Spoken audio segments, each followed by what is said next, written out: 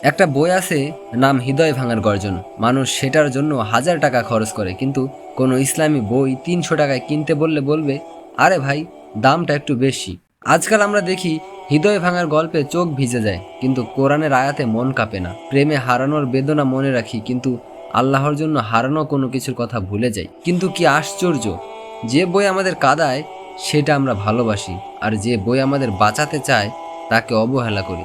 কখনো ভেবেছো, যে বই তোমাকে দুঃখ দেয় সে বই তোমার ক্ষণিক আনন্দ, কিন্তু যে বই তোমাকে আল্লাহর পথে ডাকে সে বই তোমার চিরস্থায়ী মুক্তি। জ্ঞান কখনো শুধু পড়ার জিনিস নয়, এটা আত্মার খাদ্য।